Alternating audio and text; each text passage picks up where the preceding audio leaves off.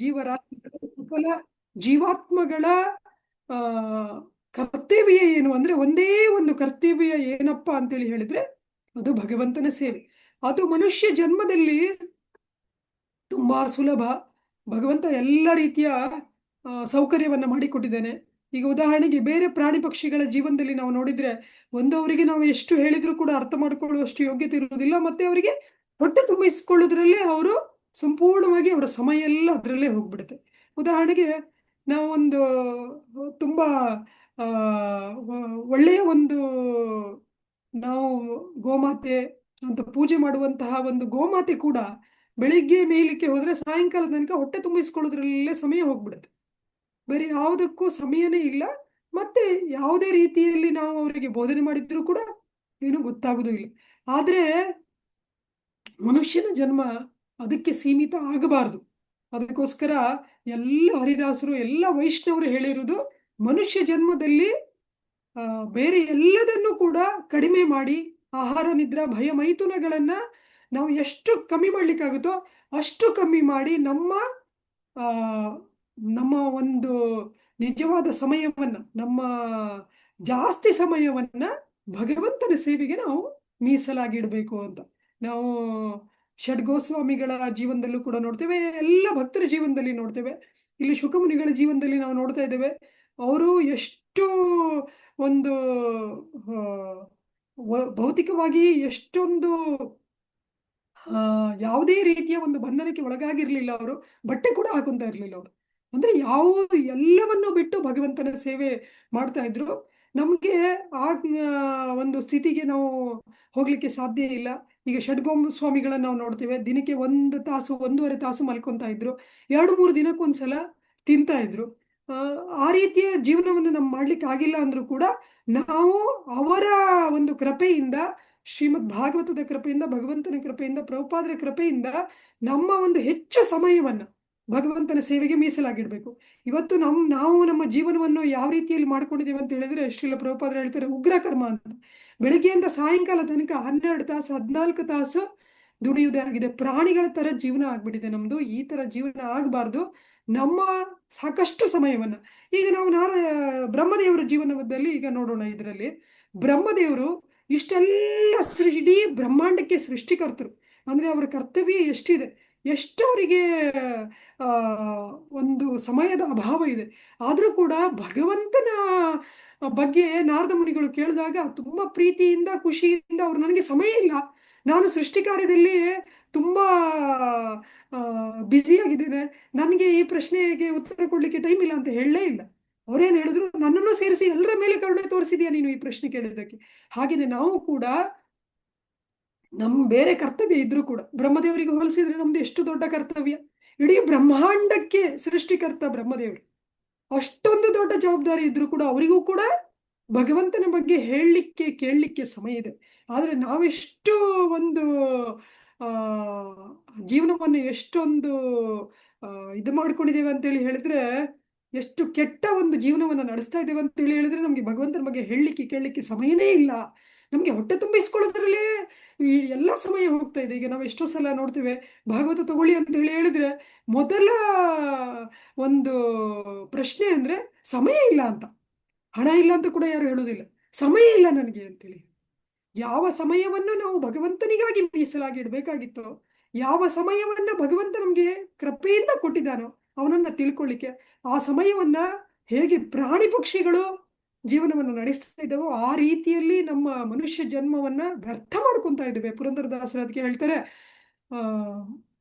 ವ್ಯರ್ಥವಲ್ಲವೇ ಜನ್ಮ ವ್ಯರ್ಥವಲ್ಲವೇ, ಅರ್ತಿಯಿಂದ ಹರಿಯ ನಾಮ ನಿತ್ಯ ಸ್ಮರಿಸದವನ ಜನ್ಮ ವ್ಯರ್ಥವಲ್ಲವೇ ಅಂತ. ಯಾವುದೇ ರೀತಿಯ ಪ್ರಯೋಜನ ಆಗ್ಲಿಲ್ಲ. ನಮ್ಗೆ ಹರಿನಾಮ ಸ್ಮರಣೆ ಮಾಡ್ಲಿಕ್ಕೆ, ಭಾಗವತ ಓದ್ಲಿಕ್ಕೆ, ಭಗವಂತನ ಬಗ್ಗೆ ಕೇಳಲಿಕ್ಕೆ ಹೇಳಲಿಕ್ಕೆ ನಮ್ಗೆ ಸಮಯ ಇಲ್ಲ ಅಂದ್ರೆ ಆ ಜನ್ಮ ಸಂಪೂರ್ಣವಾಗಿ ನಿರರ್ಥಕ. ಬೇರೆ ಏನು ಮಾಡಿದ್ರು ಏನು ಪ್ರಯೋಜನ? ಯಾಕೆ ಅಂತ ಹೇಳಿದ್ರೆ ಬೇರೆ ಯಾವುದೇ ಜನ್ಮದಲ್ಲಿ ಇದು ನಮ್ಗೆ ಆಗ್ಲಿಲ್ಲ. ಪುರಂದರದಾಸರು ಒಂದ್ ಕಡೆ ಹೇಳ್ತಾರೆ, ಆನೆ ಕುದುರೆಯಾಗಿ ನಮ್ಗೆ ಹರಿಸ್ಮರಣೆ ಮಾಡ್ಲಿಕ್ಕೆ ಆಗ್ಲಿಲ್ಲ. ಬೇರೆ ಎಲ್ಲ ಯಾವ್ದ್ಯಾವ್ದು ಜೀವರಾಶಿಗಳಲ್ಲಿ ಬಂದರೂ ಕೂಡ ನಮ್ಗೆ ಹರಿಸ್ಮರಣೆ ಮಾಡ್ಲಿಕ್ಕೆ ಆಗ್ಲಿಲ್ಲ. ಈಗ ಹರಿಸ್ಮರಣೆ ಮಾಡ್ಲಿಕ್ಕೆ, ಹರಿ ಸೇವೆ ಮಾಡ್ಲಿಕ್ಕೆ, ಭಾಗವತ ಓದ್ಲಿಕ್ಕೆ, ಭಗವಂತನ ಲೀಲೆಗಳನ್ನ ತಿಳ್ಕೊಳ್ಳಿಕ್ಕೆ ಇಂಥ ಒಂದು ಸದವಕಾಶ ಸಿಕ್ಕಿ ಕೂಡ ನಾವು ಜನ್ಮವನ್ನ ವ್ಯರ್ಥ ಮಾಡಿಕೊಳ್ಬಾರ್ದು. ಹೇಗೆ ನಾವು ನಾರದ ಮುನಿಗಳ ಜೀವನದಲ್ಲಿ, ಬ್ರಹ್ಮದೇವರ ಜೀವನದಲ್ಲಿ ನೋಡ್ತೇವೆ, ಅವರು ಭಗವಂತನ ಬಗ್ಗೆ ಬಿಟ್ರೆ ಬೇರೆ ಯಾವುದ್ರಲ್ಲೂ ಅವರಿಗೆ ಆಸಕ್ತಿ ಇಲ್ಲ. ಅವರಿಗೆ ಅವರದೇ ಆದ ಕರ್ತವ್ಯಗಳಿದ್ರೂ ಕೂಡ ಆ ಕರ್ತವ್ಯಗಳ ಬಗ್ಗೆ ಅವರು ಯಾವುದೇ ರೀತಿಯ ಒಂದು ಇದು ಮಾಡ್ಕೊಳ್ಳದೆ ಆ ಕರ್ತವ್ಯಗಳನ್ನು ಅಷ್ಟು ನಿಯತ್ತಾಗಿ ಮಾಡಿ. ಯಾಕೆ ಅಂತ ಹೇಳಿದ್ರೆ ಅವರು ಮಾಡ್ತಾ ಇರುವಂತಹ ಕರ್ತವ್ಯ ಏನು, ಅದು ಕೂಡ ಭಗವಂತನ ಸೇವೆ. ಸೃಷ್ಟಿ ಕಾರ್ಯ ಭಗವಂತನ ಬದ್ಧ ಜೀವಿಗಳಿಗೆ ಈ ಸೃಷ್ಟಿಯಲ್ಲಿ ಬಂದು ಮತ್ತೆ ಭಗವಂತನನ್ನ ತಿಳ್ಕೊಳ್ಳಿಕ್ಕೆ ಒಂದು ಅವಕಾಶ ಮಾಡಿ ಕೊಡ್ತಾ ಇರೋದು, ಇದು ಭಗವಂತನ ಆಣತಿಯಂತೆ ಅವ್ರು ಮಾಡ್ತಾ ಇರೋದು. ನಾವಿವತ್ತು ಕರ್ತವ್ಯ ಅಂತ ಅಂದ್ಕೊಂಡು ಏನ್ ಮಾಡ್ತಿದೀವಿ, ಇದು ಭಗವಂತನ ಕಾರ್ಯ ಕೂಡ ಅಲ್ಲ. ಬ್ರಹ್ಮದೇವರು ಭಗವಂತನ ಕಾರ್ಯ ಮಾಡ್ತಾ ಇದ್ರು ಕೂಡ ಅದ್ರ ಜೊತೆಯಲ್ಲಿ ಭಗವಂತನ ಲೀಲೆಗಳನ್ನ ಸ್ಮರಣೆ ಮಾಡ್ಲಿಕ್ಕೆ, ಭಗವಂತನ ಲೀಲೆಗಳನ್ನ ಬೇರೆಯವರಿಗೆ ಹೇಳಲಿಕ್ಕೂ ಕೂಡ ಅವರಿಗೆ ಸಾಕಷ್ಟು ಸಮಯ ಇದೆ.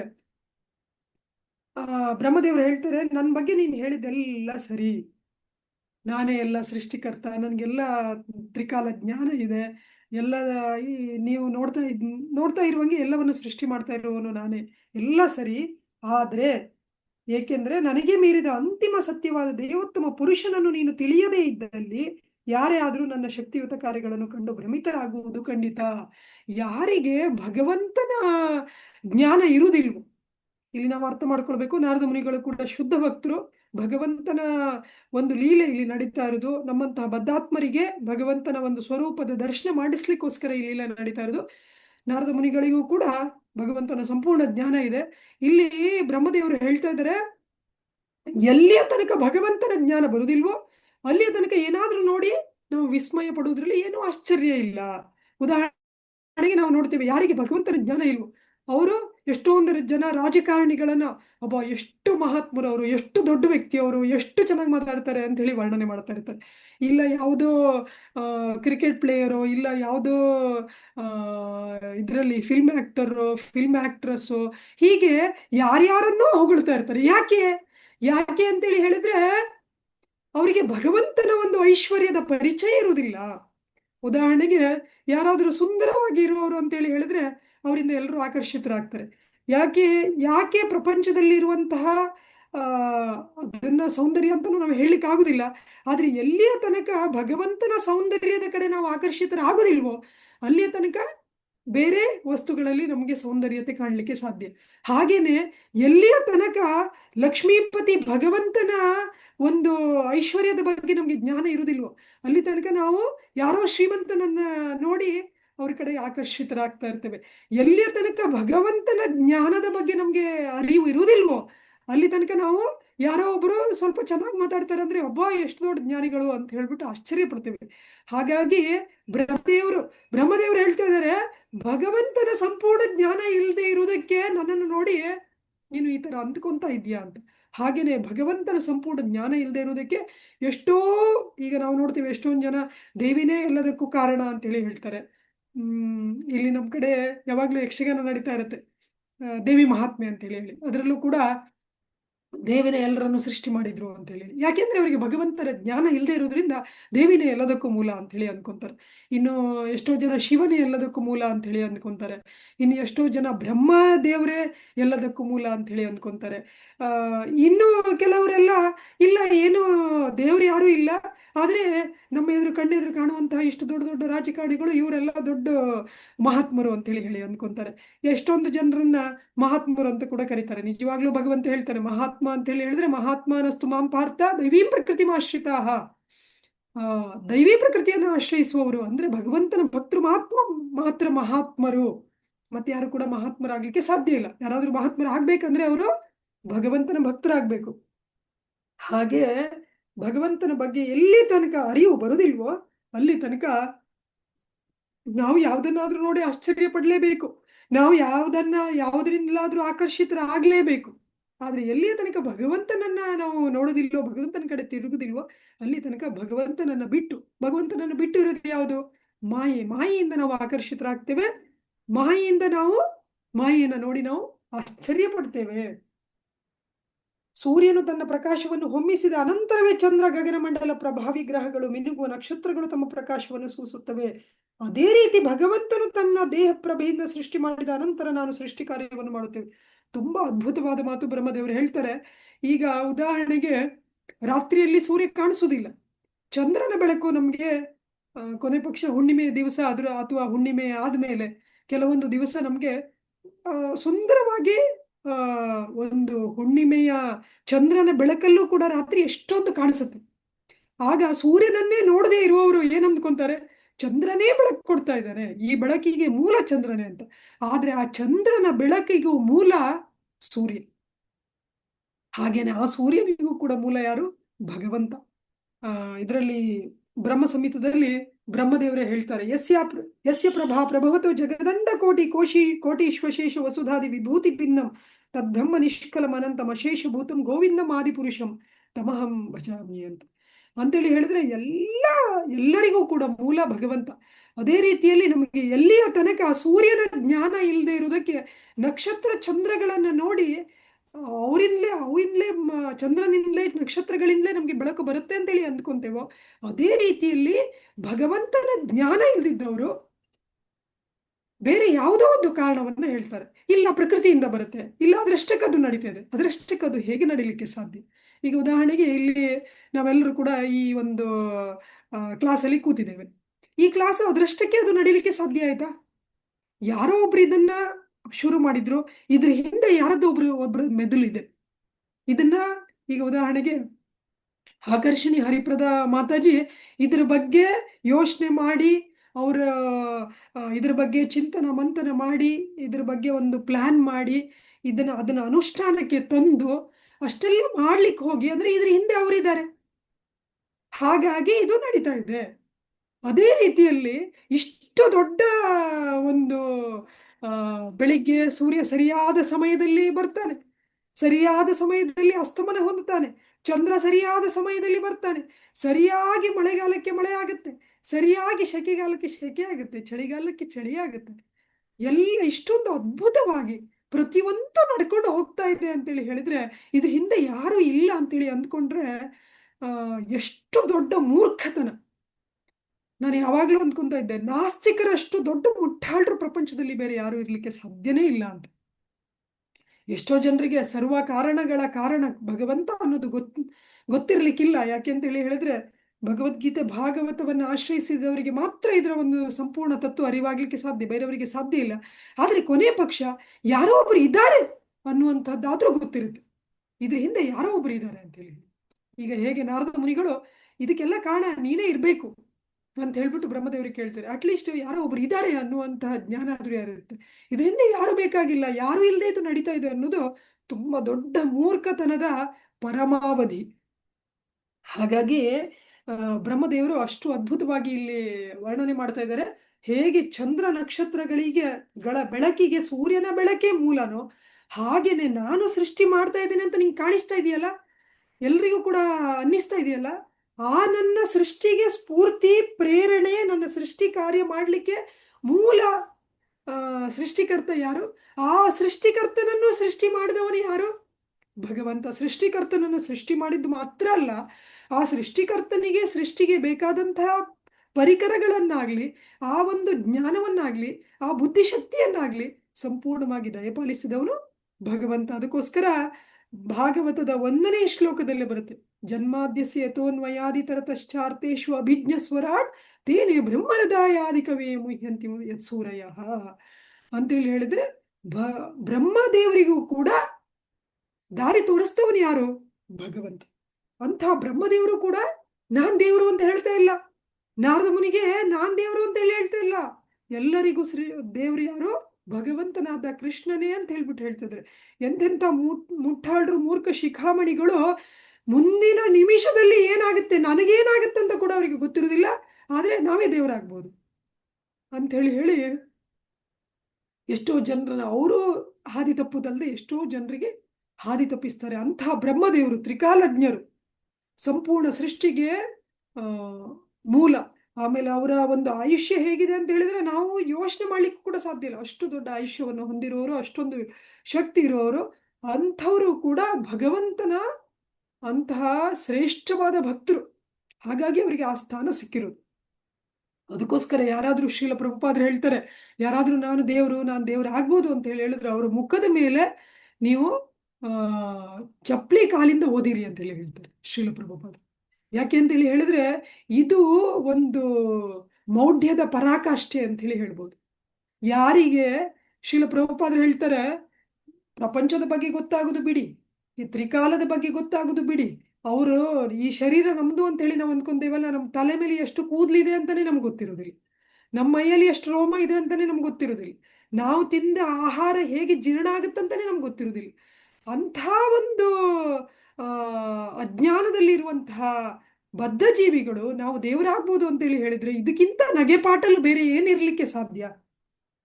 ಹಾಗಾಗಿ ಬ್ರಹ್ಮ ಮಹಾಜನ ಏನಗತಸ್ಯ ಪಂಥ, ನಾವು ಮಹಾಜನರ ಹಾದಿಯಲ್ಲಿ ಹೋಗ್ಬೇಕು, ಬ್ರಹ್ಮದೇವರೇ ಹೇಳಿದ್ದನ್ನ ನಾವು ಕೇಳಬೇಕು. ಇಲ್ಲಿ ನಮ್ಮ ಎಲ್ಲ ವೈಷ್ಣವ ಪರಂಪರೆಯಲ್ಲಿ ಬರುವಂತಹ ಆಚಾರ್ಯರು ಹೇಳಿದ್ದನ್ನು ಕೇಳಬೇಕು. ಶ್ರೀಲ ಪ್ರಭುಪಾದರು ನಮಗೆ, ಅವರೆಲ್ಲರ ಕೃಪೆಯೇ ನಮಗೆ ಶ್ರೀಲ ಪ್ರಭುಪಾದರ ಮೂಲಕ, ಅದರಲ್ಲೂ ವಿಶೇಷವಾಗಿ ಶ್ರೀಲ ಪ್ರಭುಪಾದರ ಗ್ರಂಥಗಳ ಮೂಲಕ ನಮಗೆ ಸಿಗ್ತಾ ಇದೆ. ಈ ಗ್ರಂಥಗಳನ್ನ ನಾವು ಸಂಪೂರ್ಣವಾಗಿ ಆಶ್ರಯಿಸಿದ್ರೆ, ಶ್ರೀಲ ಪ್ರಭುಪಾದರ ಗ್ರಂಥಗಳನ್ನು ಆಶ್ರಯಿಸಿದ್ರೆ ನಾವು ಖಂಡಿತವಾಗಿ ಯಾವತ್ತೂ ಕೂಡ ಮೂರ್ಖರಿಂದ ನಾವು ಶೋಷಣೆಗೆ ಒಳಗಾಗುವುದಿಲ್ಲ, ನಾವು ಮೋಸಕ್ಕೆ ಒಳಗಾಗುವುದಿಲ್ಲ. ನಾನು ದೇವೋತ್ತಮ ಪುರುಷನಾದ ಭಗವಾನ್ ಶ್ರೀಕೃಷ್ಣರಿಗೆ ನಮಸ್ಕರಿಸುತ್ತೇನೆ. ತಸ್ಮೈ ನಮೋ ಭಗವತೆ ವಾಸುದೇವಾಯ ಧೀಮಹಿ ಯನ್ಮಾಯೆಯ ದುರ್ಜಯೆಯ ಮಾಂ ವದಂತಿ ಜಗದ್ಗುರುಂ.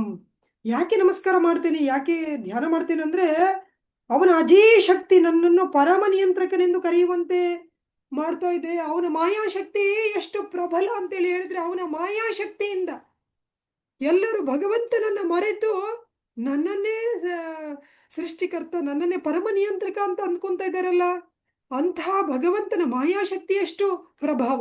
ಆ ಮಾಯೆ ಕೂಡ ಭಗವಂತನ ಮುಂದೆ ನಿಲ್ಲುವುದಿಲ್ಲ, ಹಿಂದೆ ಹೋಗುತ್ತೆ. ಭಗವಂತನ ಎದುರು ಲಜ್ಜಿತಳಾಗ್ತಾಳೆ ಆ ಮಾಯೆ. ಯಾವ ಮಾಯೆ ಎಂತೆಂತಹ ಅಪ್ರತಿಮ ಶೂರರನ್ನು ಕೂಡ ಮರುಳಾಗಿಸುತ್ತೋ, ಮರುಳಾಗಿ ಭಗವಂತನಿಂದ ದೂರ ಮಾಡುತ್ತೋ, ಅಂಥ ಮಾಯೆ ಕೂಡ ಭಗವಂತನ ಎದುರು ನಿಲ್ಲಿಕ್ ಕೂಡ ಅವಳು ಲಜ್ಜಿತಳಾಗ್ತಾಳೆ. ಭಗವಂತನ ಮಾಯಾಶಕ್ತಿಗೆ ತನ್ನ ಸ್ಥಾನದ ಅರಿವು ಇದ್ದು ಲಜ್ಜಿತಳಾಗಿರುವುದರಿಂದ ಅವಳು ಆದ್ಯತೆ ಪಡೆಯಲಾರಳು. ಆದರೆ ಅವಳಿಂದ ದಿಗ್ಭ್ರಾಂತರಾದ ಜನ ಅದು ನಾನು, ಇದು ನನ್ನದು ಅಂತ ಜಗಳ ಮಾಡ್ತಾ ಇರ್ತಾರೆ. ಈಗ ನಡೀತಾ ಇದೆ, ಯುದ್ಧ ನಡೀತಾ ಇದೆ.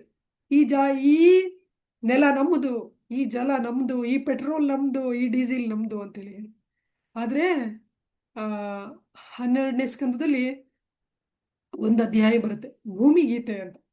ಭೂಮಿಗೀತೆ ತುಂಬಾ ಅದ್ಭುತವಾದ ಅಧ್ಯಾಯ. 12ನೇ ಸ್ಕಂದದಲ್ಲಿ ಆ ಭೂಮಿಗೀತೆಯಲ್ಲಿ ಭೂಮಿ ತಾಯಿ ನಗಾಡ್ತಾ ಇರ್ತಾಳೆ. ಯಾಕೆ ನಗಾಡ್ತಾ ಇರ್ತಾಳೆ? ಇದು ನಂದು, ಇದು ನಿಂದು, ಇದು ನಂದು, ಇದು ನಿಂದು ಅಂತೇಳಿ ಹೊಡೆದಾಡಿ ಬಡ್ದಾಡಿ ಎಲ್ಲ ಸತ್ತು ಹೋದ್ರು, ಯಾರಿಗೂ ಏನು ತಗೊಂಡೋಗ್ಲಿಕ್ಕೆ ಆಗುದಿಲ್ಲ. ನನಗೋಸ್ಕರ ಹೊಡೆದಾಗಿ ಅವರವರೇ ಸತ್ರು ಬಿಟ್ರೆ ನನ್ನನ್ನು ಅವರಿಗೆ ಏನು ಮಾಡ್ಲಿಕ್ಕೆ ಆಗ್ಲಿಲ್ಲ. ಯಾಕೆ ಅಂತ ಹೇಳಿದ್ರೆ ಭೂಮಿ ತಾಯಿ ಯಾರ ಸೊತ್ತು? ಭೂಮಿ ತಾಯಿ ಹೇಗೆ ಶ್ರೀದೇವಿ ಭಗವಂತನ ಹೆಂಡತಿನೋ, ಭಗವಂತನ ಆಸ್ತಿನೋ, ಅದೇ ರೀತಿಯಲ್ಲಿ ಭೂದೇವಿ ಕೂಡ ಭಗವಂತನ ಹೆಂಡತಿ, ಭಗವಂತನ ಆಸ್ತಿ. ಇದನ್ನ ಯಾರು ಅರ್ಥ ಮಾಡ್ಕೊಂತಾರೋ ಅವರು ಇಂಥ ಒಂದು ಪ್ರಾಣಿಗಳ ರೀತಿಯಲ್ಲಿ, ಈಗ ನಾವು ನೋಡ್ತೇವೆ ನಾಯಿಗಳು, 2 ನಾಯಿ ಜೊತೆ ಆದ್ರೆ ಕೂಡ್ಲೆ ಕಚ್ಚಾಡ್ಲಿಕ್ಕೆ ಶುರು ಮಾಡ್ತಾರೆ. ಹಾಗೆ ಭಗವಂತನ ಪ್ರಜ್ಞೆ ಇಲ್ಲದಂತಹ ಮನುಷ್ಯರು, ದ್ವಿಪಾದ ಪಶುಗಳು ಕೂಡ ಈ ರೀತಿಯಲ್ಲಿ ಕಚ್ಚಾಡ್ತಾರೆ. ಅದಕ್ಕೋಸ್ಕರ ಅಂತಹ ಮಾಯೆ ಎಂಥ ಒಂದು ಭ್ರಮೆಯನ್ನ ತರುತ್ತೆ. ಅಂತಹ ಭಗವಂತನಿಗೆ, ಆ ಮಾಯಿಗೆ ಅಧೀನರಾಗಿರುವಂತಹ ಜೀವಿಗಳನ್ನ ಈ ರೀತಿ ಒಂದು ಹಾದಿ ತಪ್ಪಿಸ್ತಾ ಇರುವಂತಹ ಮಾಯೆಗೆ ಅಧೀಶನಾಗಿರುವಂತಹ ಭಗವಂತನಿಗೆ ನಾನು ನಮಸ್ಕಾರ ಮಾಡ್ತೇನೆ ಅಂತ ಬ್ರಹ್ಮದೇವರು ಹೇಳ್ತಾರೆ. ಪಂಚಮಹಾಭೂತಗಳು ಸನಾತನ ಕಾಲದಿಂದ ಏರ್ಪಟ್ಟ ಅವುಗಳ ಪರಸ್ಪರ ಕ್ರಿಯೆ, ವ್ಯಕ್ತಿಗಳ, ಜೀವಿಗಳ ಅಂತರ್ಬೋಧೆ ಅಥವಾ ಸ್ವಭಾವ, ಇವೆಲ್ಲವೂ ದೇವೋತ್ತಮ ಪರಮಪುರುಷ ವಾಸುದೇವನ ಪ್ರತ್ಯೇಕಿತ ಮುಖ್ಯ ಭಾಗಗಳು. ಅವುಗಳಿಗೆ ಬೇರಾವ ಮೌಲ್ಯವೂ ಇಲ್ಲ. ಭಗವಂತ ಭಗವದ್ಗೀತೆಯಲ್ಲಿ ಕೂಡ ಹೇಳ್ತಾನೆ, ಕಮ್ಮನ ಬುದ್ಧಿರೇವಚ ಅಂತ. ಎಲ್ಲ ಕೂಡ ಈ ಪಂಚಭೂತಗಳೇನಿದೆ, ನೀರಿರ್ಬೋದು, ಮಣ್ಣಿರ್ಬೋದು, ಅಗ್ನಿ ಇರ್ಬೋದು, ಆಕಾಶ, ವಾಯು, ಪಂಚಭೂತಗಳು, ಇವೆಲ್ಲ ಏನಿದೆ ಭಗವಂತನಿಂದ ಬೇರೆ ಆಗಿರೋದು ಯಾವುದು ಸಾಧ್ಯ ಇಲ್ಲ. ಎಲ್ಲದಕ್ಕೂ ಮೂಲ ಕಾರಣ, ಸಕಲ ಕಾರಣಗಳಿಗೆ ಕಾರಣ ಭಗವಂತನೇ. ಆದ್ರೆ ಇದು ಭಗವಂತನ ಭೌತಿಕ ಪ್ರಕೃತಿಗೆ ಸೇರಿರುವುದು.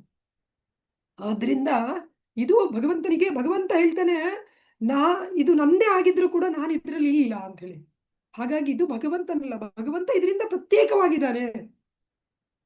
ನಾರಾಯಣ ಪರ ವೇದ, ದೇವನಾರಾಯಣಾಂಗಜಾಹ ನಾರಾಯಣ ಪರಾಲೋಕ ನಾರಾಯಣ ಪರಾಮಖ. ತುಂಬಾ ಅದ್ಭುತವಾದ ಶ್ಲೋಕ. ವೇದಗಳು ನಾರಾಯಣ ಪರ. ಭಗವಂತ ಭಗವದ್ಗೀತೆಯಲ್ಲಿ ಹೇಳ್ತಾನೆ, ವೇದೈಶ್ಚ ಸರ್ವೇರ ಅಹಂ ಏವ ವೇದ್ಯೋ. ಖಂಡಿತವಾಗಿಯೂ ವೇದಗಳ ಗುರಿ ಬೇರೆ ಯಾವುದೂ ಅಲ್ಲ. ಈಗ ನಾವು ನೋಡ್ತೇವೆ, ಎಷ್ಟೊಂದು ಪೂಜೆ, ಎಷ್ಟೊಂದು ರೀತಿ ರಿವಾಜುಗಳನ್ನೆಲ್ಲ ಮಾಡ್ತಾರೆ. ಆದ್ರೆ ಅಷ್ಟೆಲ್ಲ ಮಾಡಿದವರಿಗೂ ಕೂಡ ಎಷ್ಟೋ ಜನರಿಗೆ ಭಗವಂತನ ಬಗ್ಗೆ ಗೊತ್ತಿರೋದಿಲ್ಲ, ಭಗವಂತನಿಗೆ ಶರಣಾಗುವುದಿಲ್ಲ. ಆಗ ಅದೆಲ್ಲದೂ ಕೂಡ ವ್ಯರ್ಥ. ಯಾಕಂದ್ರೆ ವೇದಗಳ ಗುರಿ ಯಾರು? ಭಗವಂತನೇ. ಹಾಗಾಗಿ ಎಲ್ಲ ದೇವತೆಗಳು ಕೂಡ ಭಗವಂತನ ಭಾಗಗಳೇ. ಆದ್ರೆ ಭಗವಂತ ಹೇಳ್ತಾನೆ ಅವರಿಗೆ ಅದು ಅವಿಧಿ ಪೂರ್ವಕ.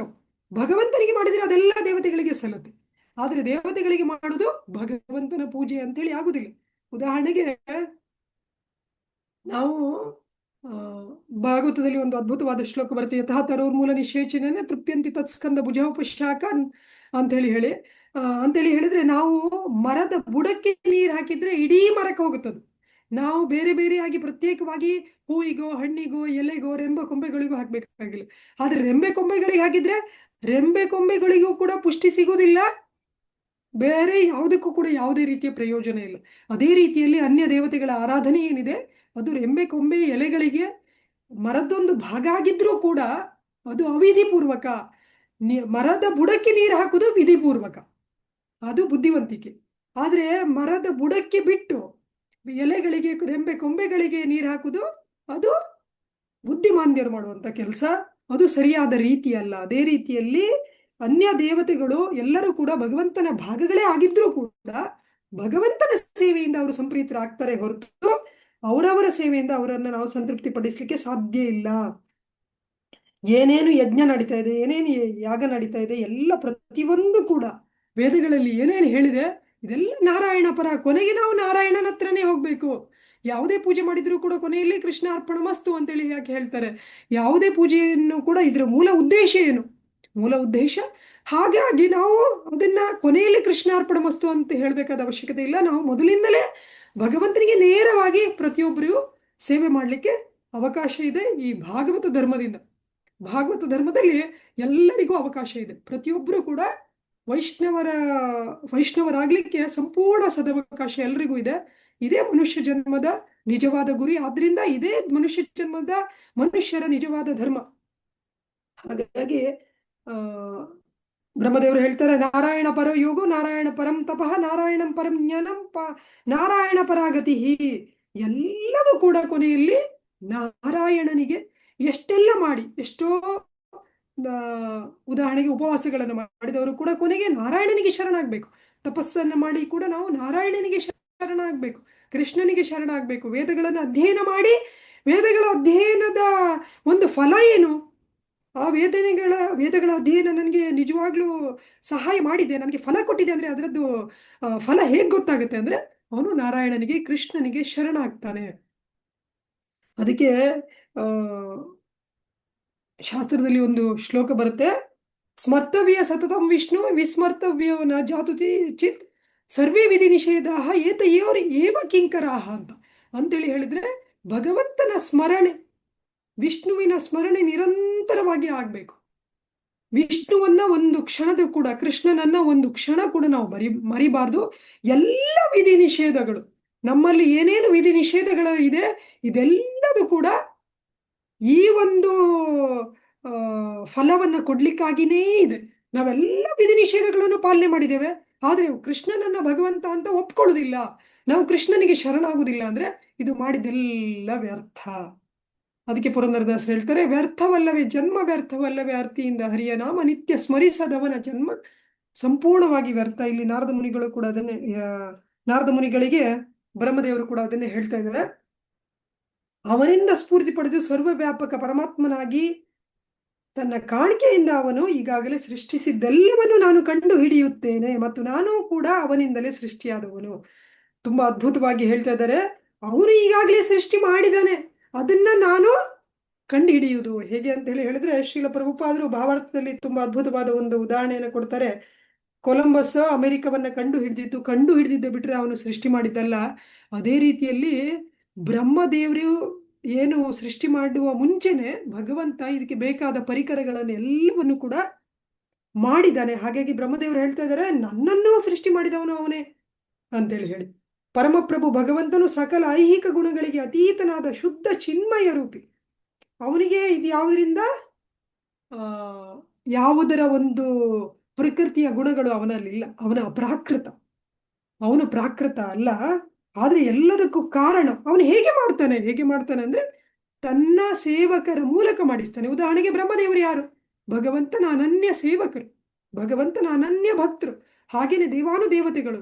ಈಗ ಮಳೆಗೊಬ್ರು ಅಧಿದೇವತೆ, ವಾಯುದೇವರು, ಆಮೇಲೆ ಮಳೆಗೆ ದೇವರು, ನೀರಿಗೆ ದೇವರು, ಅಗ್ನಿಗೆ ದೇವರು, ಎಲ್ಲ ಅಧಿಷ್ಠಾತ್ರ ದೇವತೆಗಳು ಯಾರು? ಭಗವಂತನ ಅನನ್ಯ ಸೇವಕರು. ಅವರ ಮೂಲಕ ಭಗವಂತ ಮಾಡಿಸ್ತಾನೆ. ಭಗವಂತ ನೇರವಾಗಿ ಮಾಡಬೇಕು ಅಂತಿಲ್ಲ. ಭಗವಂತ ನೇರವಾಗಿ ಮಾಡುವಂಥದ್ದು ಏನೋ, ಅವನು ಗೋಲೋಕ ವೃಂದಾವನದಲ್ಲಿ ಸ್ವಚ್ಛಂದವಾಗಿ ಅವನ ಅನನ್ಯ ಭಕ್ತರ ಜೊತೆ, ಅವರಿಗೆ ಬೇರೆ ಯಾವ ಚಿಂತೆನೂ ಇರುವುದಿಲ್ಲ, ಬೇರೆ ಯಾವ ಯೋಚನೆಯೂ ಇರುವುದಿಲ್ಲ. ಅಂತಹ ಶುದ್ಧ ಭಕ್ತರು, ಅವನ ತುಂಬ ನಿಕಟವರ್ತಿಗಳಾದಂತಹ ಭಕ್ತರ ಜೊತೆ ಪ್ರತಿನಿತ್ಯ ಲೀಲೆ ಮಾಡ್ತಾ ಇರ್ತಾನೆ. ಸುರಭೀರಭಿಪಾಲಯಂತಂ ಗೋವಿಂದ ಮಾದಿಪುರುಷಂ ತಮಹಂ ಭಜಾಮಿ. ಅದಕ್ಕೆ ಬ್ರಹ್ಮದೇವರು ಹೇಳ್ತಾರೆ, ಅವನೇನ್ ಮಾಡ್ತಾ ಇದ್ದಾನೆ?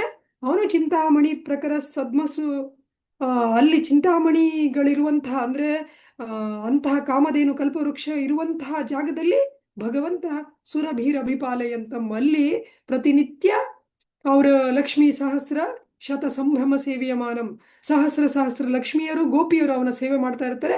ಅವನು ಗೋವುಗಳ ಜೊತೆ ಆನಂದವಾಗಿರ್ತಾನೆ. ಆದ್ರೆ ಇಲ್ಲೂ ಎಲ್ಲದೂ ಕೂಡ ಅವನ ಇದರಿಂದ ನಡೀತಾ ಇದೆಯಲ್ಲ. ಗೋವಿಂದ ಆದಿಪುರುಷಂ ತಮಹಂ ಭಜಾಮಿ. ಎಲ್ಲ ನಡೀತಾ ಇರೋದು ಕೂಡ ಇಲ್ಲಿ ದೇವಿ ಏನ್ ಕೆಲಸ ಮಾಡ್ತಾರೆ, ಶಿವ ಏನ್ ಕೆಲಸ ಮಾಡ್ತಾರೆ, ಸೂರ್ಯ ಏನ್ ಕೆಲಸ ಮಾಡ್ತಾನೆ, ಎಲ್ಲದೂ ಕೂಡ ಯಾರಿಂದ ನಡೀತಾ ಇದೆ? ಆ ಗೋವಿಂದನ ಕಾರಣದಿಂದಲೇ, ಗೋವಿಂದನ ಸ್ಫೂರ್ತಿಯಿಂದಲೇ, ಗೋವಿಂದನ ಕೃಪೆಯಿಂದಲೇ ನಡೀತಾ ಇದೆ ಅಂತ ಬ್ರಹ್ಮದೇವರು ಹೇಳ್ತಾರೆ. ಹಾಗಾಗಿ ಈ ಒಂದು ತ್ರಿಗುಣಗಳೇನಿದೆ, ಇದು ಎಲ್ಲ ಬದ್ಧ ಜೀವಿಗಳ ಮೇಲೆ ಕೆಲಸ ಮಾಡುತ್ತೆ ಬಿಟ್ರೆ ಭಗವಂತನನ್ನ ಯಾವುದೇ ರೀತಿಯಲ್ಲಿ ಇದು ಬಾಧಿಸ್ಲಿಕ್ಕೆ ಸಾಧ್ಯ ಇಲ್ಲ. ಹೇ ಬ್ರಾಹ್ಮಣನಾದ ನಾರದನೇ, ಮೇಲೆ ಹೇಳಿದ 3 ಪ್ರಕೃತಿ ಗುಣಗಳಿಂದಾಗಿ ಪರಮ ಪ್ರವಾದಿಯಾದ ದಿವ್ಯ ಭಗವಂತನು ಜೀವಿಗಳ ಐಹಿಕ ಇಂದ್ರಿಯಗಳಿಗೆ ಗೋಚರಾತೀತನು. ಆದರೆ ಅವನು ನಾನು ಸೇರಿದಂತೆ ಸಕಲರ ನಿಯಂತ್ರಕನು. ಇದು ಕೂಡ ತುಂಬಾ ಮುಖ್ಯವಾದ ಶ್ಲೋಕ. ಈ ತ್ರಿಗುಣಗಳಿಂದ ಆವೃತವಾದ ಜೀವಿಗೆ ಭಗವಂತ ಇದ್ರೂ ಕೂಡ ಎಲ್ಲ ಕಡೆ ಇದ್ದಾನೆ. ಅಣುರೇಣು ತೃಣಕಾಷ್ಟ ಪರಿಪೂರ್ಣ ಗೋವಿಂದ ಅಂತ ಪುರಂದರದಾಸರು ಹೇಳ್ತಾರೆ. ಅಣುರೇಣು ತೃಣಕಾಷ್ಟ ಪರಿಪೂರ್ಣ ಗೋವಿಂದ, ಎಲ್ಲದರಲ್ಲೂ ಕೂಡ ಗೋವಿಂದನಿದ್ದಾನೆ. ಎಲ್ಲದೂ ಕೂಡ ಗೋವಿಂದನ ಶಕ್ತಿಯಿಂದಲೇ ನಡೀತಾ ಇದೆ, ಎಲ್ಲದು ಗೋವಿಂದನಿಂದಲೇ ನಡೀತಾ ಇದೆ. ಆದ್ರೂ ಕೂಡ ನಮ್ಗೆ ಯಾಕೆ ಕಾಣಿಸ್ತಾ ಇಲ್ಲ ಅಂತ ಹೇಳಿ ಬ್ರಹ್ಮದೇವರು ಇಲ್ಲಿ ಹೇಳ್ತಾರೆ. ಯಾಕೆ ಅಂತ ಹೇಳಿದ್ರೆ, ನಮ್ಗೆ ತ್ರಿಗುಣಗಳಿಂದ ನಾವು ಬಾಧಿತರಾಗಿರುವುದರಿಂದ ನಮ್ಗೆ ಕಾಣಿಸ್ತಾ ಇಲ್ಲ. ಭಗವಂತ ಭಗವದ್ಗೀತೆಯಲ್ಲಿ ಕೂಡ ಹೇಳ್ತಾನೆ, ಯೋಗಮಾಯ ಸಮಾವೃತ ಅಂತ ಹೇಳಿದ್ರೆ, ನಾನು ಯೋಗಮಾಯಿಂದ ಸಮಾವೃತನಾಗಿದ್ದೇನೆ, ನನ್ನನ್ನು ಎಲ್ರಿಗೂ ನೋಡ್ಲಿಕ್ಕೆ ಸಾಧ್ಯ ಇಲ್ಲ. ಉದಾಹರಣೆಗೆ ಕುರುಕ್ಷೇತ್ರದಲ್ಲಿ ಯಾವಾಗ ಅರ್ಜುನ ವಿಶ್ವರೂಪವನ್ನು ತೋರಿಸು ಅಂತ ಹೇಳಿ ಕೇಳ್ಕೊಂಡ್ನೋ, ಆವಾಗ ಭಗವಂತ ವಿಶ್ವರೂಪ ತೋರಿಸ್ದ, ಆದ್ರೆ ಬೇರೆ ಯಾರಿಗೂ ಕಾಣಿಸ್ಲಿಲ್ಲ. ಈಗ ನಾವು ಎಲ್ಲಾದ್ರೂ ಇದ್ರೆ ನಾವು ಎಲ್ಲರೂ ನಮ್ಮನ್ನು ನೋಡ್ಬೋದು, ಯಾರಿಂದಲೂ ನಾವು ಅಗೋಚರವಾಗಿರ್ಲಿಕ್ಕೆ ಸಾಧ್ಯ ಇಲ್ಲ. ಆದ್ರೆ ಭಗವಂತನ ಭಕ್ತರಿಗೆ ಮಾತ್ರ ಗೋಚರ ಆಗಿ ಬೇರೆ ಎಲ್ಲರಿಂದ ಅಗೋಚರನಾಗಿ ನಿಲ್ಲುವಂತಹ ಶಕ್ತಿ ಭಗವಂತನಲ್ಲಿದೆ. ಯಾಕೆ ಅಂತ ಹೇಳಿದ್ರೆ ಭಗವಂತ ಸರ್ವಶಕ್ತ. ಅವನು ಅದ್ ಹೆಂಗೆ ನನಗೆ ಕಾಣಿಸ್ತಾ ಇಲ್ಲ, ಈಗ ಎಷ್ಟೋ ಜನ ಹೇಳ್ತಾರೆ ನನ್ಗೆ ಕಾಣಿಸ್ತಾ ಇಲ್ಲ. ಅದಕ್ಕೆ ಶ್ರೀಲ ಪ್ರಭುಪಾದರು ತುಂಬಾ ಅದ್ಭುತವಾದ ಉದಾಹರಣೆಯನ್ನು ಕೊಡ್ತಾರೆ. ನಿಮ್ಮ ಕಣ್ಣಿಗೆ ಏನು ಬೆಲೆ ಇದೆ? ಶ್ರೀಲ ಪ್ರಭುಪಾದರು ಹೇಳ್ತಾರೆ, ನಮ್ಮ ಕಣ್ಣಿಗೆ ಏನು ಬೆಲೆ ಇದೆ? ನಮ್ಮ ಕಣ್ಣಿದ್ರೂ ಕೂಡ ಬೆಳಿಗ್ಗೆ ಸೂರ್ಯ ಬಂದ್ರ ಮೇಲೇನೆ ನಮ್ಗೆ ಕಣ್ಣು ಕಾಣಿಸೋದು. ಕತ್ಲೆಯಲ್ಲಿ ನಮ್ ಕಣ್ಣಿರುತ್ತೆ, ಆದ್ರೆ ನಮ್ಗೆ ಏನು ಕಾಣಿಸ್ಲಿಕ್ಕೆ ಸಾಧ್ಯ ಇಲ್ಲ. ಅದೇ ರೀತಿಯಲ್ಲಿ ನಮ್ಗೆ ಕಣ್ಣಿದ್ರೂ ಕೂಡ ಪ್ರೇಮಾಂಜನ ಚುರಿತ ಭಕ್ತಿ ವಿಲೋಚನೇನ ಸಂತ ಸದೈವ ಹೃದಯೇಶು ವಿಲೋಕಿಯಂತೆ ಎಂ ಶ್ಯಾಮ ಸುಂದರಂ ಅಚಿಂತ್ಯ ಗುಣಸ್ವರೂಪಂ ಗೋವಿಂದ ಮಾದಿಪುರುಷಂ ತಮಹಂ ಭಜಾಮಿ. ಆ ಶ್ಯಾಮ ಸುಂದರನನ್ನ ನೋಡ್ಬೇಕು ಅಂತ ಹೇಳಿದ್ರೆ ಪ್ರೇಮಾಂಜನ ಬರಬೇಕು. ಆ ಪ್ರೇಮಾಂಜನ ಎಲ್ಲಿಂದ ಬರುತ್ತೆ? ಆ ಅಂಜನವನ್ನ ನಮ್ಗೆ ಯಾರು ಕೊಡ್ತಾರೆ?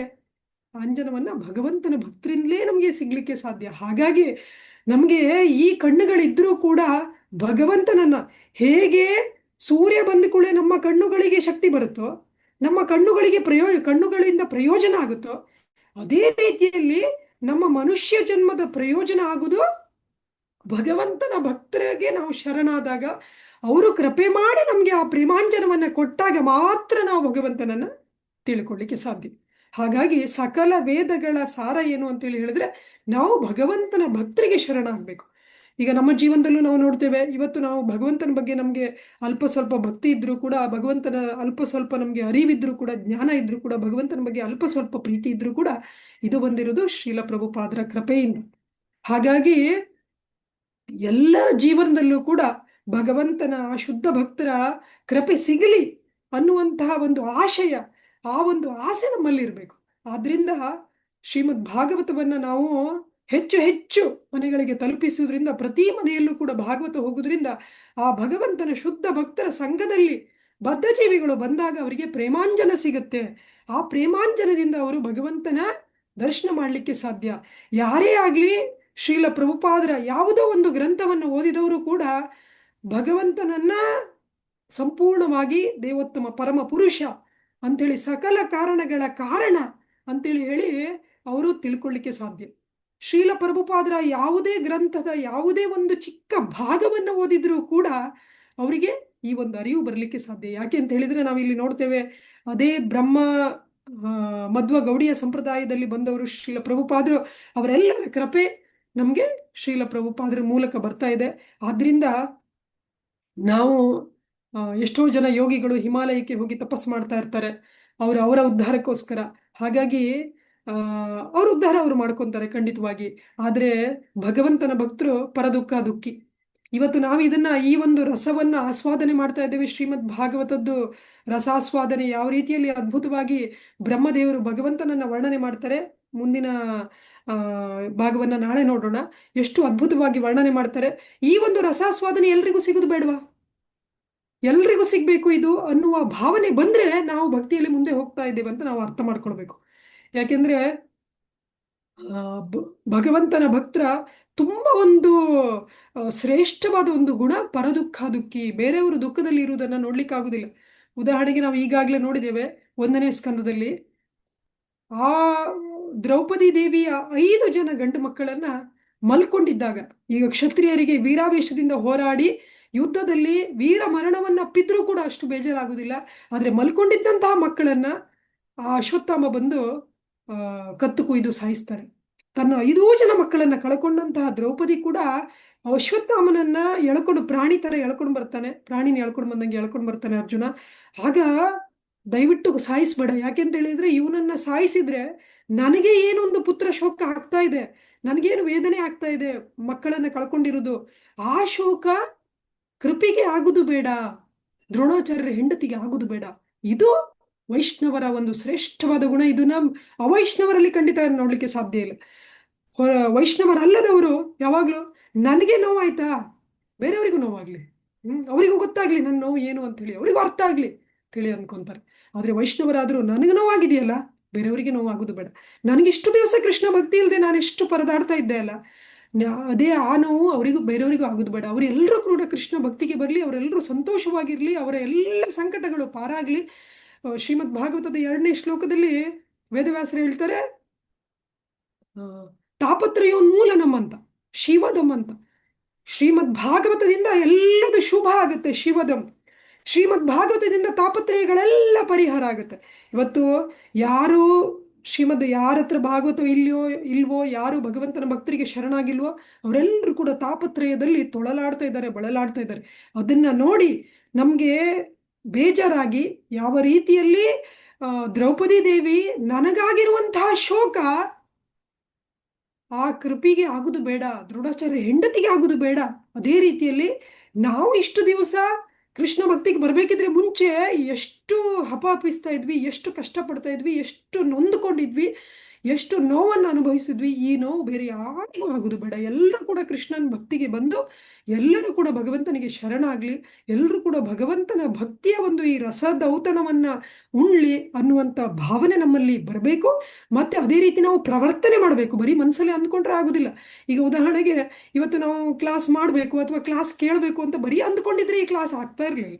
ಅದರ ಅದರ ಅದಕ್ಕೆ ಬೇಕಾಗಿ ಏನೇನು ನಾವು ಪ್ರವರ್ತಿಸಬೇಕು ಅದನ್ನು ನಾವು ಅದೇ ರೀತಿಯಲ್ಲಿ ಪ್ರವರ್ತಿಸಿರುವುದಕ್ಕೆ ಮಾತ್ರ ಇದಾಗಿರೋದು. ಅದೇ ರೀತಿಯಲ್ಲಿ ಎಲ್ರಿಗೂ ಒಳ್ಳೇದಾಗ್ಲಿ ಅಂತೇಳಿ ಬರೀ ಮನಸ್ಸಲ್ಲಿ ಅಂದ್ಕೊಳ್ಳೋದಲ್ಲ. ಎಲ್ರಿಗೂ ಒಳ್ಳೇದು ಯಾವುದರಿಂದ ಆಗುತ್ತೆ? ಭಗವಂತನೇ ಕಲಿಯುಗದ ಬದ್ಧ ಜೀವಿಗಳಿಗೋಸ್ಕರ ಇಂತಹ ಒಂದು ಕೃಪೆಯಿಂದ ಇಂತಹ ಒಂದು ಅವತಾರವನ್ನು ತಾಳಿ ಬಂದಿದ್ದಾನೆ.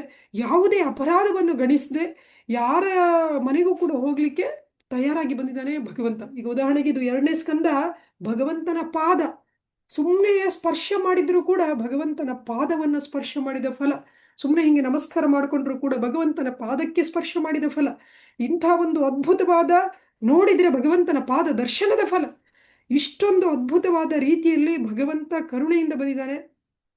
ಹಾಗಾಗಿ ಶ್ರೀಮದ್ ಭಾಗವತವನ್ನ ನಾವು ಇಷ್ಟೆಲ್ಲ ಭಾಗವತದ ಬಗ್ಗೆ ಚರ್ಚೆ ಮಾಡ್ತಾ ಇದ್ದೇವೆ ಅಂತೇಳಿ ಹೇಳಿದ್ರೆ ಇದನ್ನ ಈ ಒಂದು ರಸವನ್ನ ಬೇರೆಯವರು ಆಸ್ವಾದಿಸಲಿ, ಅದಕ್ಕೆ ಬೇಕಾಗಿ ನಾವು ಪ್ರವರ್ತಿಸಬೇಕು ಅನ್ನೋದು ನಮ್ಮ ಮನಸ್ಸಲ್ಲಿ ಮೂಡಿಲ್ಲ ಅಂತೇಳಿ ಹೇಳಿದ್ರೆ ನಿಜವಾಗ್ಲೂ ನಾವು ಭಕ್ತಿಯಲ್ಲಿ ಮುಂದೆ ಹೋಗ್ತಾ ಇಲ್ಲ ಅಂತಾನೆ ಅರ್ಥ. ಆದ್ರಿಂದ ಎಲ್ಲರೂ ಕೂಡ ಉದಾಹರಣೆಗೆ ನಾಳೆ ನರಸಿಂಹ ಚತುರ್ದಶಿ ಇದೆ. ನರಸಿಂಹ ಚತುರ್ದಶಿ ನಾವೆಲ್ಲರೂ ಆಚರಣೆ ಮಾಡ್ತಾ ಇದ್ದೇವೆ. ಆದರೆ ಇಡೀ ಪ್ರಪಂಚ ನರಸಿಂಹ ಚತುರ್ದಶಿಯನ್ನ ಆಚರಣೆ ಮಾಡಬೇಕು ಅಂತ ನಾವು ಆಸೆ ಪಡಬೇಕು. ಆಚರಣೆ ಮಾಡಬೇಕಾದ್ರೆ ಏನಾಗಬೇಕು ಅಂತ ಹೇಳಿದ್ರೆ ಆ ನರಸಿಂಹ ಸ್ವಾಮಿಯ ಬಗ್ಗೆ ಭಗವಂತನ ಬಗ್ಗೆ ಜನರಲ್ಲಿ ಜ್ಞಾನ ಬರಬೇಕು. ನರಸಿಂಹ ಸ್ವಾಮಿ ಬಗ್ಗೆ ಪ್ರೀತಿ ಹುಟ್ಟಬೇಕು. ಎಲ್ಲಿಂದ ಬರುತ್ತೆ? ಹೇಗೆ ಬರುತ್ತೆ? ಭಗವಂತನ ಬಗ್ಗೆ ಗೊತ್ತಾಗುವುದು ಹೇಗೆ? 7ನೇ ಸ್ಕಂದದಲ್ಲಿ ಸಂಪೂರ್ಣವಾಗಿ ನರಸಿಂಹ ಲೀಲೆ ಅಷ್ಟು ಅದ್ಭುತವಾಗಿ ಕೊಟ್ಟಿದ್ದಾರೆ. ಶ್ರೀಲ ಪ್ರಭುಪಾದರು ಅದಕ್ಕೆ ಭಾವಾರ್ಥವನ್ನು ಅಷ್ಟು ಅದ್ಭುತವಾಗಿ ಕೊಟ್ಟಿದ್ದಾರೆ. ಹಾಗಾಗಿ ಶ್ರೀಮದ್ ಭಾಗವತ ವಿತರಣೆ ಮಾಡಿದ್ರೆ ಮಾತ್ರ ನಾಳೆ ನರಸಿಂಹ ಚತುರ್ದಶಿ ಅಂತೇಳಿ ಹೇಳಿ ಎಷ್ಟು ನಮ್ದು ಪುಣ್ಯ ಭೂಮಿ ಭಾರತ ದೇಶದಲ್ಲೂ ಕೂಡ ಕೆಲವು ಜನರಿಗೆ ಮಾತ್ರ ಗೊತ್ತಿದೆ. ಬಹುಶಃ ಯಾರು ಶ್ರೀಲ ಪ್ರಭುಪಾದರ ಸಂಪರ್ಕದಲ್ಲಿ ಬಂದಿದ್ದಾರೋ ಅವರಿಗೆ ಮಾತ್ರ ಗೊತ್ತಿದೆ. ಹೊರಗಡೆ ಅಥವಾ ವೈಷ್ಣವ ಪರಂಪರೆಯಲ್ಲಿ ಬಂದವರಿಗೆ ಮಾತ್ರ, ಕೆಲವರಿಗೆ ಮಾತ್ರ ಗೊತ್ತಿದೆ. ಬಿಟ್ರೆ ಹೊರಗಡೆ ಜನರಿಗೆ ನಾಳೆ ನರಸಿಂಹ ಚತುರ್ದಶಿ ಅಂತಹ ಒಂದು ಶುಭ ದಿನ. ಭಗವಂತ ಅಂತಹ ರಾಕ್ಷಸನನ್ನು ಕೊಂದು ತನ್ನ ಶುದ್ಧ ಭಕ್ತನಿಗೆ ರಕ್ಷಣೆ ಮಾಡಿದಂತಹ ದಿನ. ಭಗವಂತ ಅದೇ ರೀತಿಯಲ್ಲಿ ನಮ್ಮ ಜೀವನದಲ್ಲೂ ಕೂಡ ಅವನಿಗೆ ಶರಣಾದ್ರೆ ಎಂತೆಂಥ ಕಷ್ಟಗಳು ಬಂದರೂ ಕೂಡ ನಮ್ಮನ್ನು ರಕ್ಷಣೆ ಮಾಡ್ತಾನೆ ಅಂತ ನಾವು ಆ ಒಂದು ಭಕ್ತಿಯಿಂದ ಭಗವಂತನಿಗೆ ಸೇವೆ ಮಾಡುವಂತಹ ದಿನ ಅಂತೇಳಿ ಹೇಳ್ಬಿಟ್ಟು ಎಷ್ಟೋ ಜನರಿಗೆ ಗೊತ್ತೇ ಇಲ್ಲ. ಗೊತ್ತಾಗ್ಬೇಕಂತ ಹೇಳಿದ್ರೆ ಮಾಡಬೇಕಾಗಿರುವಂತಹ ಒಂದೇ ಒಂದು ಕೆಲಸ ಏನಪ್ಪಾ ಅಂತ ಹೇಳಿದ್ರೆ ಪ್ರತಿಯೊಂದು ಮನೆಗೂ ಕೂಡ ನಾವು ಭಾಗವತವನ್ನ ವಿತರಣೆ ಮಾಡಬೇಕು. ಆದ್ರಿಂದ ನಾಳೆ ಭಗವಂತನಿಗೆ ನೀವು ಬೇರೆ ಬೇರೆ ರೀತಿಯ ನೈವೇದ್ಯಗಳನ್ನು ಮಾಡಬಹುದು ಖಂಡಿತವಾಗಿ. ಆದರೆ ಭಗವಂತನಿಗೆ ಎಲ್ಲದಕ್ಕಿಂತ ಪ್ರಿಯವಾಗಿರುವುದು ಏನಪ್ಪಾ ಅಂತ ಹೇಳಿದ್ರೆ ಭಗವಂತ ಹೇಳ್ತಾನೆ ಭಗವದ್ಗೀತೆಯಲ್ಲಿ, ನ ಚ ತಸ್ಮಾನ್ ಮನುಷ್ಯೇಶು ಕಶ್ಚಿನ್ ಮೇ ಪ್ರಿಯ ಕೃತಮಃ ಭವಿತಾನ ಚಮೆ ತಸ್ಮಾದ್ ಅನ್ಯ ಪ್ರಿಯತರೋ ಭುವಿ ಅಂತ. ಈ ನನ್ನ ಜ್ಞಾನವನ್ನು ಬೇರೆಯವರಿಗೆ ಯಾರು ಹಂಚುತ್ತಾರೋ ಅವರು ನನಗೆ ತುಂಬಾ ಪ್ರಿಯರಾದವರು. ಭಾಗವತ ಬರೀ ಜ್ಞಾನ ಅಲ್ಲ, ಭಾಗವತ ಸಾಕ್ಷಾತ್ ಭಗವಂತನೇ ನಿಮ್ಗೆ ಹಿಂದೆ ಕಾಣಿಸ್ತಾ ಇದೆ, ಕೃಷ್ಣ ತುಲ್ಯ ಭಾಗವತ. ಆದ್ರಿಂದ ಆ ಭಗವಂತನನ್ನೇ ಬೇರೆಯವರಿಗೆ ಹಂಚಿದ್ರೆ ಭಗವಂತನಿಗೆ ಎಷ್ಟು ಪ್ರಿಯರಾಗ್ಲಿಕ್ಕೆ ನಾವು ಸಾಧ್ಯ. ಆದ್ರಿಂದ ಎಲ್ಲರೂ ಕೂಡ ನರಸಿಂಹಸ್ವಾಮಿಗೆ ಅಭಿಷೇಕ ಮಾಡೋದ್ರಿಂದ ನಾವು ನೋಡ್ತೇವೆ ನರಸಿಂಹ ಲೀಲೆಯಲ್ಲಿ ಎಲ್ಲ ದೇವಾನುದೇವತೆಗಳು ಕೂಡ ಬಂದು ಸ್ತುತಿ ಮಾಡಿದ್ರು ಕೂಡ ನರಸಿಂಹಸ್ವಾಮಿಗೆ ತೃಪ್ತಿ ಆಗ್ಲಿಲ್ಲ. ಯಾವಾಗ ಪ್ರಹ್ಲಾದ್ ಮಹಾರಾಜರು ಬಂದು ಸ್ತುತಿ ಮಾಡ್ತಾರೆ. ಯಾಕೆ? ಪ್ರಹ್ಲಾದ್ ಮಹಾರಾಜರು ಅಂತ ದೊಡ್ಡ ಭಕ್ತರು. ಅಷ್ಟು ಮಾತ್ರ ಅಲ್ಲ, ಪರ ದುಃಖಿ. ಬೇರೆಯವರ ದುಃಖವನ್ನ ನೋಡಿ ಅವರನ್ನ ಭಗವಂತನ ಭಕ್ತಿಗೆ ತರಬೇಕು ಅಂತೇಳಿ ಎಳಿಕೌಮಾರ ಆಚರೇತ್ ಪ್ರಾಜ್ಞೋ ಧರ್ಮಾನ್ ಭಾಗವತಾನಿಹ ದುರ್ಲಭಂ ಮಾನುಷಂ ಜನ್ಮ ತದಪಿ ಅಧ್ರುವಮರ್ಧದಂ. 5ನೇ ವಯಸ್ಸಿಂದ ಎಲ್ಲರೂ ಭಾಗವತವನ್ನ ಆಶ್ರಯಿಸಬೇಕು, ಭಾಗವತ ಧರ್ಮವನ್ನು ಪಾಲನೆ ಮಾಡಬೇಕು ಅಂತ ಹೇಳಿ ಬೋಧನೆ ಮಾಡಿದಂತಹ ಮಹಾತ್ಮರು. ಅಂತಹ ಪ್ರಹ್ಲಾದರನ್ನು ನೋಡಿ ನರಸಿಂಹಸ್ವಾಮಿಗೆ ಸಂತೋಷ ಆಗುತ್ತೆ. ಹಾಗಾಗಿ ನಾವು ಅಭಿಷೇಕ ಮಾಡೋದ್ರಿಂದ, ನಾವು ಏನೇನೋ ಭೋಗಗಳನ್ನು ಅರ್ಪಣೆ ಮಾಡೋದ್ರಿಂದ ನರಸಿಂಹಸ್ವಾಮಿಗೆ ತೃಪ್ತಿ ಆಗ್ಲಿಕ್ಕೆ ಸಾಧ್ಯ ಇಲ್ಲ. ಪ್ರಹ್ಲಾದ್ ಮಹಾರಾಜರಂತೆ ನಾವು ಪ್ರಚಾರ ಮಾಡುವುದರಿಂದ, ಶ್ರೀಮದ್ ಭಾಗವತದ ಪ್ರಚಾರದಿಂದ, ಭಾಗವತದ ವಿತರಣೆಯಿಂದ ನರಸಿಂಹಸ್ವಾಮಿಯ ಸಂಪೂರ್ಣ ಕೃಪೆಗೆ ನಾವು ಪಾತ್ರರಾಗ್ಲಿಕ್ಕೆ ಸಾಧ್ಯ. ಆದ್ರಿಂದ ನಾಳೆ ನರಸಿಂಹಸ್ವಾಮಿಗೆ ಎಲ್ಲರೂ ಕೂಡ, ಇಲ್ಲಿ ಯಾರ್ಯಾರು ಇದ್ದೀರಾ ಎಲ್ಲರೂ ಕೂಡ ಕೊನೆ ಪಕ್ಷ ನಿಮ್ಗೆ ಹತ್ತಿರದವರು, ನಿಮ್ಗೆ ಬೇಕಾದವರು, ನಿಮ್ಗೆ ಪರಿಚಯ ಇರುವವರು ಎಲ್ರಿಗೂ ಭಾಗವತದ ಬಗ್ಗೆ ಹೇಳಿ, ಭಾಗವತವನ್ನ ನರಸಿಂಹ ರೂಪಿಯಾಗಿರುವಂತಹ ಭಾಗವತವನ್ನ ನಾಳೆನೆ ಮನೆಗೆ ಬರಮಾಡ್ಕೊಳ್ಳಿ ಅಂತೇಳಿ ಹೇಳಿ ಎಲ್ರಿಗೂ ಕೂಡ ಹೇಳಿ, ಇದು ನಮಗೆ ನಾವು ನರಸಿಂಹಸ್ವಾಮಿಗೆ ಮಾಡುವಂತಹ ತುಂಬಾ ಅತ್ಯುತ್ತಮವಾದ ಸೇವೆ. ನರಸಿಂಹಸ್ವಾಮಿಗೆ ಕೃಪೆಗೆ ಪಾತ್ರರಾಗಲಿಕ್ಕೆ ಸಾಧ್ಯ. ಅಂತಹ ಬ್ರಹ್ಮದೇವರು, ಶಿವ, ಲಕ್ಷ್ಮೀ ದೇವಿ ಎಲ್ಲರೂ ಸ್ತುತಿ ಮಾಡಿದ್ರು ಕೂಡ ನರಸಿಂಹಸ್ವಾಮಿ ತೃಪ್ತಿ ಆಗಲಿಲ್ಲ. ಅಂತಹ ಭಗವಂತನ ಭಕ್ತರು, ಭಾಗವತದ ಪ್ರಚಾರಕರು, ಭಾಗವತವನ್ನ ಪ್ರಚಾರ ಮಾಡಿದವರು, ಭಾಗವತವನ್ನ ಆ ಅಷ್ಟು ಇದರಲ್ಲಿ ಶ್ರವಣಂ ಕೀರ್ತನಂ ವಿಷ್ಣು ಸ್ಮರಣಂ ಪಾದಸೇವನಂ ಅರ್ಚನಂ ವಂದನಂ ದಾಸ್ಯಂ ಸಖ್ಯಂ ಆತ್ಮ ನಿವೇದನಂ ಅಂತ ಭಾಗವತ ಧರ್ಮದ ಪ್ರಚಾರವನ್ನ ಅಂತಹ ರಕ್ಕಸನಾದಂತಹ ಹಿರಣ್ಯಕಶಿಪುಗೂ ಕೂಡ ಬೋಧನೆ ಮಾಡಿದಂತಹ ಪ್ರಹ್ಲಾದ ಮಹಾರಾಜರ ದಾರಿಯಲ್ಲಿ ನಾವು ಹೋದ್ರೆ ಖಂಡಿತವಾಗಿಯೂ ನಮಗೆ ನರಸಿಂಹಸ್ವಾಮಿಯ ಕೃಪೆ ಸಿಗ್ಲಿಕ್ಕೆ ಸಾಧ್ಯ. ಆದ್ರಿಂದ ಹೆಚ್ಚು ಹೆಚ್ಚು ಸಂಖ್ಯೆಯಲ್ಲಿ ಭಾಗವತವನ್ನು ವಿತರಣೆ ಮಾಡಿ. ಇದು ಒಂದು ಒಳ್ಳೆ ಸಮಯ. ಇವತ್ತು ಎಷ್ಟಾಗುತ್ತೆ ಅಷ್ಟು ಜನರಿಗೆ, ನಿಮಗೆ ನೇರವಾಗಿ ಸಂಪರ್ಕಕ್ಕೆ ಬಂದಿಲ್ಲ ಅಂತ ಹೇಳಿದ್ರೆ ನಿಮ್ಮ ಫೋನ್ ಕಾಲ್ಗಳ ಮೂಲಕ ಜನರನ್ನ ಸಂಪರ್ಕ ಮಾಡಿ ಶ್ರೀಮದ್ ಭಾಗವತದ ವಿತರಣೆ ಮಾಡಿ. ನಾಳೆ ನಮ್ಮ ಕ್ಲಾಸ್ ಶುರುವಾಗಬೇಕಿದ್ರೆ ಮುಂಚೆ ಯಾರ್ಯಾರು ಎಷ್ಟೆಷ್ಟು ಜನರಿಗೆ ಹೇಳಲಿಕ್ಕಾಯ್ತು, ಕೊನೆ ಪಕ್ಷ ಅವ್ರ ಹತ್ರ ಅವ್ರ ಮನೆಗೆ ನೀವು ತಲುಪಿಸ್ಲಿಕ್ಕಾಗಿಲ್ಲ ಅಂದರೆ ಅವ್ರ ಹತ್ರ ಆರ್ಡರ್ ಆದರೂ ತಗೊಳ್ಳಿ, ಅವ್ರ ಅಡ್ರೆಸ್ ತಗೊಳ್ಳಿ, ಅವರಿಂದ ಅಟ್ಲೀಸ್ಟ್ ಸ್ವಲ್ಪ ಪೇಮೆಂಟ್ ಆದರೂ ಮಾಡಿಸ್ಕೊಂಡು ಅವರಿಗೆ ಭಾಗವತವನ್ನು ಕಳಿಸುವಂತಹ ವ್ಯವಸ್ಥೆಯನ್ನು ಮಾಡಿ. ನಾಳೆ ಬೆಳಿಗ್ಗೆ ನಮ್ಮ ಕ್ಲಾಸ್ ಶುರು ಆದ ಕೂಡಲೇ ಯಾರ್ಯಾರು ಎಷ್ಟೆಷ್ಟು ಭಾಗವತವನ್ನು ವಿತರಣೆ ಮಾಡಿದ್ರಿ ಅಂತ ಹೇಳ್ಬಿಟ್ಟು ಹೇಳೋದ್ರಿಂದಲೇ ನಮ್ಮ ಕ್ಲಾಸನ್ನು ಶುರು ಮಾಡೋಣ. ಇಲ್ಲಿಗೆ ನಾನು ನಿಲ್ಲಿಸ್ತೇನೆ. ಹರೇ ಕೃಷ್ಣ. ಯಾರಿಗೇನಾದರೂ ಪ್ರಶ್ನೆಗಳಿದ್ರೆ ಕೇಳ್ಬೋದು. ಹರೇ ಕೃಷ್ಣ ಮಾತಾಜಿ. ವಂಡರ್ಫುಲ್ ಕ್ಲಾಸ್ ಮಾತಾಜಿ, ತುಂಬಾ ಚೆನ್ನಾಗಿತ್ತು ಕ್ಲಾಸ್. ಸಕಲ ಕಾರಣ ಎಲ್ಲದಕ್ಕೂ ಭಗವಂತನೇ ಮೂಲ, ದೇವೋತ್ತಮ ಪರಮಪುರುಷ ಅನ್ನುವಂತಹದ್ದ ಸತ್ಯವನ್ನ ತುಂಬಾ ಚೆನ್ನಾಗಿ ತಾವು ತಿಳಿಸ್ಕೊಟ್ರಿ. ಅನೇಕ ಉದಾಹರಣೆಗಳನ್ನ ತಿಳಿಸಿದ್ರಿ. ನಾವೆಲ್ಲೆಲ್ಲೋ ಅಲ್ದಾಡ್ತಾ ಇರ್ತೀವಿ, ಕೃಷ್ಣ ಪ್ರಜ್ಞೆಗೆ ಬರೋಕ್ಕಿಂತ ಯಾವ ರೀತಿಯಲ್ಲಿ ದುಃಖದಲ್ಲಿರ್ತೀವಿ. ಸೊ ಆ ಕೃಷ್ಣ ಪ್ರಜ್ಞೆಗೆ ಬಂದ ಮೇಲೆ ನಮ್ಮ ಬದುಕು ಯಾವ ರೀತಿಯಾಗಿ ಭಗವಂತನ ಒಂದು ಕೃಪೆಯಿಂದ ಸೊ ಉಜ್ವಲ ಆಗುತ್ತೆ. ಅದೇ ರೀತಿಯಲ್ಲಿ ಎಲ್ರು ಕೂಡ ಈ ಒಂದು ಕೃಷ್ಣ ಪ್ರಜ್ಞೆಗೆ ಬರ್ಲಿ ಅನ್ನುವಂತಹ ಒಂದು ಉದ್ದೇಶವನ್ನ ಇಟ್ಕೊಂಡು ಅನೇಕ ಭಾಗವತಂ ವಿತರಣೆ ಬಗ್ಗೆ ಆಗಿರ್ಬೋದು, ನರಸಿಂಹನ್ ಬಗ್ಗೆ ಆಗಿರ್ಬೋದು ನಾಳೆ ಸೊ ಹೇಳಿದೀರಾ. ಎಲ್ರ ಪರವಾಗಿ ತಮ್ಗೆ ಧನ್ಯವಾದಗಳನ್ನ ಅರ್ಪಿಸ್ತೀನಿ Mataji. Thank you very much. Wonderful class. ಯಾರಿಗಾದ್ರೂ ಏನಾದ್ರು ಪ್ರಶ್ನೆ ಇದ್ರೆ ಕೇಳ್ಬೋದು ಮಾತಾಜಿ ಅವ್ರ ಹತ್ರ ಈ ದಿನದ ಒಂದು ಕ್ಲಾಸ್ ಬಗ್ಗೆ. ಹರೇ ಕೃಷ್ಣ ಮಾತಾಜಿ. ಹರೇ ಕೃಷ್ಣ ಪ್ರಭು. ಅದೇ ಮಾತಾಜಿ, ನಾಳೆ ಇದು ನರಸಿಂಹ ಚತುರ್ಥಿ ಐತಿ ಅಂದ್ರಿ, ಅದ್ರ ಆಚರಣೆ ಹೇಗ್ ಮಾಡ್ಬೇಕು ಮಾತಾಜಿ? ನನಗೆ ಗೊತ್ತಿಲ್ಲ. ಅದು ಈಗ ಕ್ಲಾಸ್ ಕೇಳಿಕ್ಕೆ ಗೊತ್ತಿದ್ದಿದ್ರಿ, ನಮ್ಗೆ ನರಸಿಂಹ ಚತುರ್ಥಿ ಐತಿ ಅನ್ನೋದೇ ಗೊತ್ತಿರ್ಲಿಲ್ಲ ನನಗೆ. ನರಸಿಂಹ ಚತುರ್ದಶಿ ಅಂತ ಹೇಳಿದ್ರೆ ತುಂಬಾ ಶುಭ ದಿನ. ನರಸಿಂಹ ರೂಪದಲ್ಲಿ ಭಗವಂತ ಬಂದು ಭಕ್ತನನ್ನ ಕಾಪಾಡಿದಂತಹ ದಿನ. ನಾವು ಬೇರೆ ಎಲ್ಲ ರೂಪದಲ್ಲಿ ನೋಡ್ತೇವೆ, ಕೃಷ್ಣನನ್ನ ನೋಡಿ ನರಸಿಂಹ ರೂಪವನ್ನು ನೋಡಿದ್ರೆ ನಂಬಲಿಕ್ಕೆ ಆಗುದಿಲ್ಲ. ಅಷ್ಟು ಉಗ್ರ ರೂಪದಲ್ಲಿ ಅಂತ ಹೇಳಿದ್ರೆ ನಾವು ಅರ್ಥ ಮಾಡ್ಕೊಳ್ಬೇಕು, ಭಗವಂತನ ಭಕ್ತರಿಗೆ ತೊಂದರೆ ಆದ್ರೆ ಕೃಷ್ಣ ಯಾವ ರೀತಿಯಲ್ಲಿ ಉಗ್ರ ರೂಪಿಯಾಗಿ ಬರ್ತಾನೆ ಅಂತೇಳಿ ಹೇಳಿ. ಅಷ್ಟೊಂದು ಉಗ್ರ ರೂಪದಲ್ಲಿ ಭಗವಂತ ಬರ್ತಾನೆ. ಸಂಜೆಯ ಹೊತ್ತಲ್ಲಿ ನಮ್ಗೆ ಗೊತ್ತಿದೆ ಹಿರಣ್ಯಕಶಿಪು ಯಾವ ರೀತಿಯಲ್ಲಿ ವರ ಕೇಳಿದ ಅಂತ. ಆಕಾಶದಲ್ಲಲ್ಲ, ಭೂಮಿಯಲ್ಲ, ಒಳಗಲ್ಲ, ಹೊರಗಲ್ಲ, ಯಾವುದೇ ದೇವತೆಗಳಿಂದಲ್ಲ, ಮನುಷ್ಯರಿಂದಲ್ಲ, ಪ್ರಾಣಿಗಳಿಂದಲ್ಲ, ಯಾವುದೇ ಒಂದು ಆಯುಧದಿಂದಲ್ಲ ಸಾಯಬಾರ್ದು ಅಂತೇಳಿ ಹೇಳಿದ್ರು. ಅದೇ ರೀತಿಯಲ್ಲಿ ಹಗಲು ಅಲ್ಲ, ರಾತ್ರಿನೂ ಅಲ್ಲ, ಸಂಜೆ ಸಮಯದಲ್ಲಿ ನರಸಿಂಹ ಸ್ವಾಮಿಯ ಆವಿರ್ಭಾವ ಆಗುತ್ತೆ. ಮತ್ತೆ ಇನ್ನೊಂದು ವಿಶೇಷ ಅಂತೇಳಿ ಹೇಳಿದ್ರೆ, ಬೇರೆ ಅವತಾರಗಳಲ್ಲಿ ಕೊನೆ ಪಕ್ಷ ಭಗವಂತ ಅಂದ್ರೆ ಲೀಲೆಗಾಗಿ ಆದ್ರೂ ಒಂದು ತಂದೆ ತಾಯಿಗಳನ್ನ ಸ್ವೀಕಾರ ಮಾಡಿ ಆದ್ರೂ ಬರ್ತಾನೆ. ಆದ್ರೆ ಇದರಲ್ಲಿ ಎಷ್ಟು ಒಂದು ಗಡಿಬಿಡಿಯಲ್ಲಿ ಭಗವಂತ ಬಂದಿದ್ದ ಭಕ್ತರನ್ನ ಕಾಪಾಡ್ಲಿಕ್ಕೆ ಅಂತ ಹೇಳಿದ್ರೆ, ಭಗವಂತ ಯಾವ ತಂದೆ ತಾಯಿಗಳ ಮೂಲಕನೂ ಬರಲಿಲ್ಲ, ಕಂಬದಿಂದಲೇ ಒಡೆದು ಬಂದ್ಬಿಟ್ಟ. ಆಮೇಲೆ ಸಂಜೆ, ಆದ್ರಿಂದ ಆ ಸಮಯ ಸರಿಯಾದ ಸಮಯ ಸಂಜೆ ಸಮಯದಲ್ಲಿ ಅಲ್ಲಿ ತನಕ ನಾವು ಉಪವಾಸವಿದ್ದು ಭಗವಂತನ ಎಲ್ಲ ಆವಿರ್ಭಾವ ಕೂಡ ನಾವು ಉಪವಾಸ ಇರಬೇಕು ಅನ್ನೋದ್ರ ಉದ್ದೇಶ ಏನು ಅಂತ ಹೇಳಿದ್ರೆ, ನಾವು ಕಾತರತೆಯಿಂದ ಅವನನ್ನು ಕಾಯ್ತಾ ಇರ್ತೇವೆ ಮತ್ತೆ ಭಗವಂತನ ಸ್ತುತಿ ಮಾಡ್ತಾ ಇರ್ತೀವಿ. ಆದ್ರಿಂದ ನಾಳೆ ಎಲ್ಲರೂ ಕೂಡ ತುಂಬಾ ಗಂಭೀರವಾಗಿ ಭಾಗವತವನ್ನ ಓದಿ ನರಸಿಂಹಸ್ವಾಮಿಯ ಒಂದು ಇದು ಮಾಡಿ, ಮತ್ತೆ ಬೆಳಿಗ್ಗೆ ಸ್ನಾನ ಮಾಡಿ ಭಗವಂತನಿಗೆ ಪೂಜೆ ಮಾಡಿ ಭಗವಂತನಿಗೆ ನೈವೇದ್ಯ ಮಾಡ್ಬೋದು, ಏನು ತೊಂದರೆ ಇಲ್ಲ. ನಾವು ಏನು ತಿನ್ನೋದಿಲ್ಲ ನಾಳೆ. ಆಮೇಲೆ ಸಾಯಂಕಾಲ ತನಕ ಉಪವಾಸ ಇದ್ದು ಸಾಯಂಕಾಲ ಭಗವಂತನಿಗೆ ಪ್ರಿಯವಾಗಿರುವಂತಹ, ಈಗ ಉದಾಹರಣೆಗೆ ನರಸಿಂಹಸ್ವಾಮಿಗೆ ಪಾನಕ, ಮಜ್ಜಿಗೆ, ವಡೆ ಈ ರೀತಿಯಲ್ಲಿ ಇದು ಮಾಡ್ತಾರೆ, ನೈವೇದ್ಯ ಮಾಡ್ತಾರೆ. ಏನು ಬೇಕಾದ್ರೂ ನಾವು ಪ್ರೀತಿಯಿಂದ ಕೊಟ್ಟರೆ ಭಗವಂತ ಸ್ವೀಕಾರ ಮಾಡ್ತಾನೆ.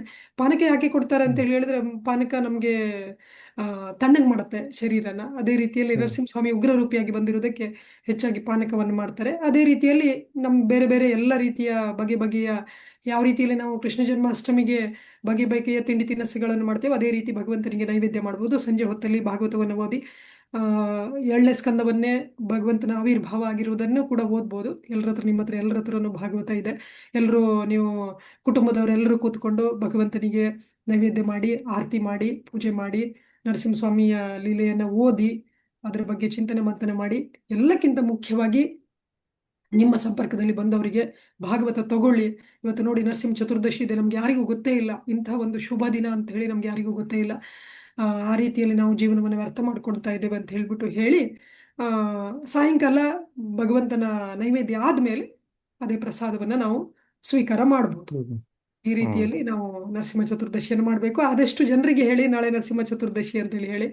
ಆ, ಈಗ ನೋಡಿ, ಭಗವಂತ ಎಷ್ಟೊಂದು ಲೀಲೆಗಳ ಭಗವದ್ಗೀತೆಯಲ್ಲಿ ಭಗವಂತ ಹೇಳ್ತಾನೆ, ಜನ್ಮ ಕರ್ಮ ಕ್ಷಮೆ ದಿವ್ಯಂ ಏವಂ ಯೋ ವೇತ್ತಿ ತತ್ವತಃ ತ್ಯಕ್ವಾ ದೇಹಂ ಪುನರ್ಜನ್ಮ ನೈತಿ ಮಾಮೇತಿ ಸ್ವ ಅರ್ಜುನ ಅಂತ ಹೇಳಿ ಹೇಳಿದ್ರೆ, ನನ್ನ ದಿವ್ಯ ಜನ್ಮ ಕರ್ಮಗಳನ್ನು ತಿಳ್ಕೊಂಡ್ರೆ ನಮ್ಮ ಜನ್ಮ ಕರ್ಮ ಮುಗೀತು, ಮತ್ತೆ ನಾವು ಜನ್ಮ ಕರ್ಮವನ್ನು ತಗೊಳ್ಬೇಕಾಗಿಲ್ಲ ಅಂತ ಹೇಳಿ. ಹಾಗಾಗಿ ಭಗವಂತ ಕೃಪೆಯಿಂದ ಮತ್ತೆ ಮತ್ತೆ ಮತ್ತೆ ಮತ್ತೆ ಲೀಲೆಗಳನ್ನ ಮಾಡಿದಂತಹ ಪುಣ್ಯ ದಿನಗಳು ಬರ್ತಾ ಇರುತ್ತೆ. ಈಗ ಉದಾಹರಣೆಗೆ ನರಸಿಂಹ ಚತುರ್ದಶಿ, ವಾಮನ ದ್ವಾದಶಿ, ಈಗ ನಿನ್ನೆ ರುಕ್ಮಿಣಿ ದ್ವಾದಶಿ ಇತ್ತು. ರುಕ್ಮಿಣಿ ದೇವಿ ಹುಟ್ಟಿದಂತಹ ದಿವಸ ಎಷ್ಟೋ ಜನರಿಗೆ ಗೊತ್ತೇ ಹ್ಮ್ ಇರಲಿಲ್ಲ. ಹೌದು ಮಾತಾಜಿ, ಹಾಗೇನೆ ನನಗೆ ಗೊತ್ತಿರಲಿಲ್ಲ. ಭಗವಂತ ಎಷ್ಟೊಂದು ರೀತಿಯಲ್ಲಿ ನಮ್ಗೆ ಕೃಪೆ ಮಾಡ್ತಾ ಇದ್ದಾನೆ. ಆದ್ರೆ ಎಲ್ಲಿ ತನಕ ನಾವು ಭಗವಂತನ ಸಂಪರ್ಕದಲ್ಲಿ, ಭಕ್ತರ ಸಂಪರ್ಕದಲ್ಲಿ ಬರೋದಿಲ್ವೋ ಅಲ್ಲಿ ತನಕ ನಿಮ್ಗೆ ಗೊತ್ತಾಗೋದಿಲ್ಲ. ಆದ್ರಿಂದ, ಹರೇ ಕೃಷ್ಣ, ಮ್ಯೂಟ್ ಮಾಡಿ, ಯಾರೋ ಮಾತಾಡ್ತಾ ಇದ್ದಾರೆ. ಆ ಭಗವಂತನ ಕೃಪೆಗೆ ನಾವು ಪಾತ್ರರಾಗೋಣ.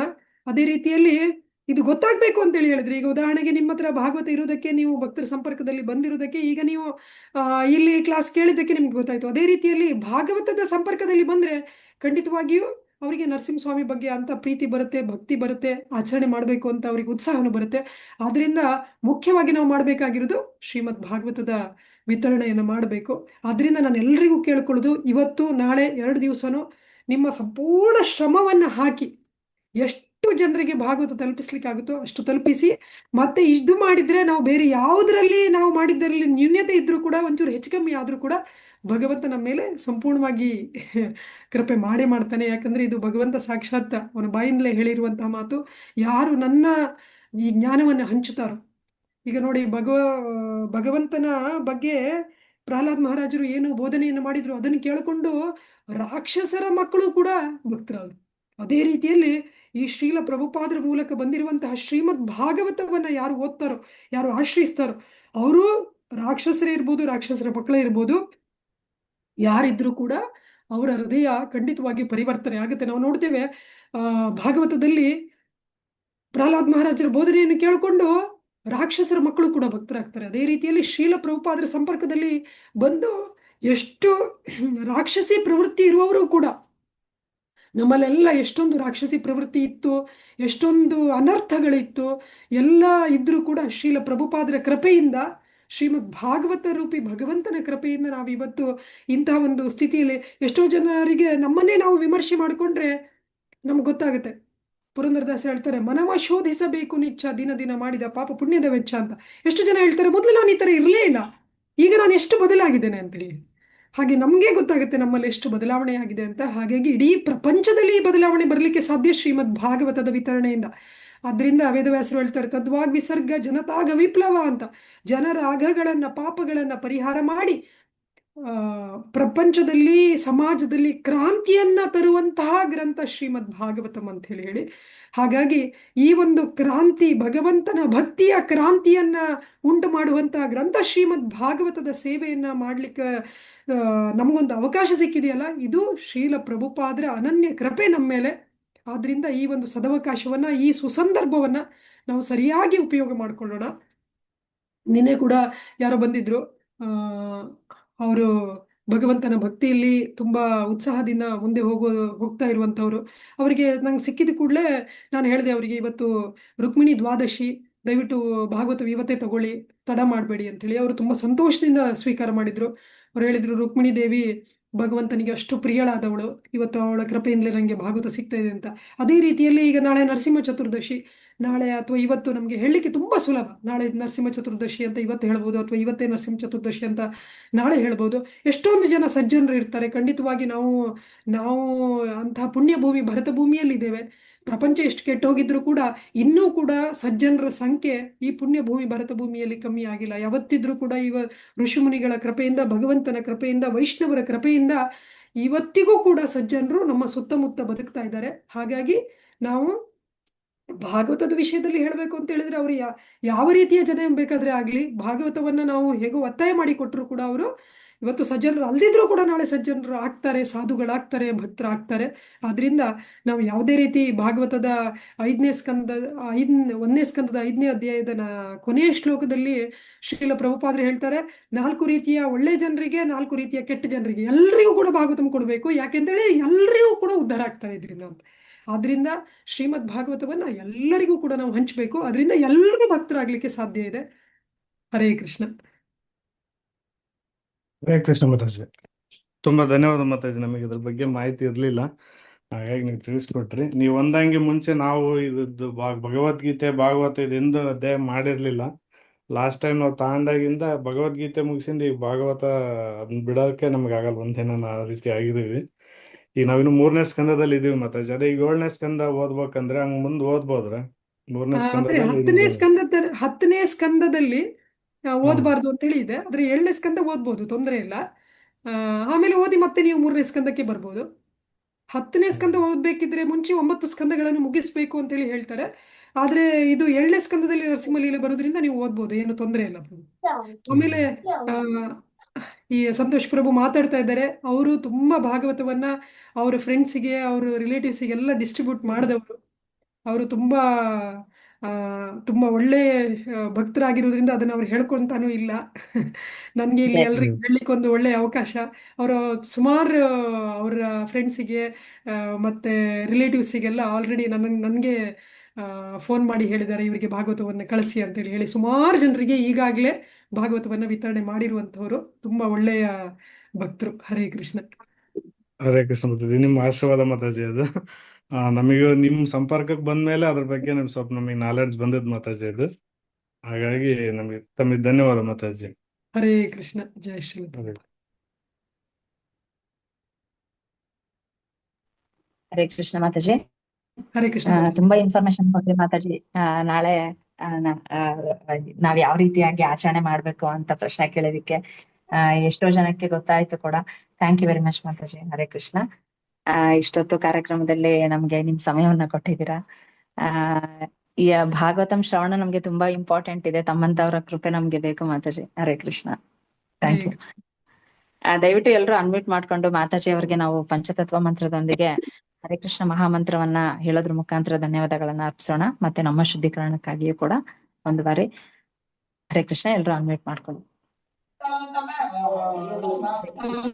जय श्री चैतन्य प्रभु नित्यानंद श्री अद्वैत गदाधर गौर वृंद हरे हरे कृष्णा हरे कृष्णा हरे कृष्णा हरे हरे हरे हरे राम राम हरे हरे हरे कृष्णा हरे कृष्णा हरे राम हरे हरे हरे कृष्णा कृष्णा कृष्णा हरे हरे राम हरे राम राम ಧನ್ಯವಾದಗಳು. ಪ್ರಣಾಮಗಳು. ಎಲ್ರಿಗೂ thank you. Okay Mataji, conclude ಮಾಡೋಣ ಮಾತಾಜಿ. ಪಾಂಚಾಕಲ್ಪತರುಭ್ಯಶ್ಚ ಕೃಪಾ ಸಿಂಧುಭ್ಯೈವ ಚ ಪತಿತಾನಾಂ ಪಾವನೇಭ್ಯೋ ವೈಷ್ಣವೇಭ್ಯೋ ನಮೋ ನಮಃ. ಅನಂತ ಕೋಟಿ ವೈಷ್ಣವ ವೃಂದ ಕಿ ಜೈ. ಶ್ರೀಲಾ ಪ್ರಭುಪಾದ್ ಕಿ ಜೈ. ಗುರು ಮಹಾರಾಜ್ ಕಿ ಜೈ. ಹರಿ ಓಂ ತತ್ಸತ್. ಶ್ರೀ ಕೃಷ್ಣ ಅರ್ಪಣಮಸ್ತು. ಹರೇ ಕೃಷ್ಣ. ಮಾತಾಜಿ ಏನ್ ಮಾಡೋಣ ಮಾತಾಜಿ? ಮ್ಯೂಟ್ ಆಗಿದೆ ಮಾತಾಜಿ ನಿಮ್ದು.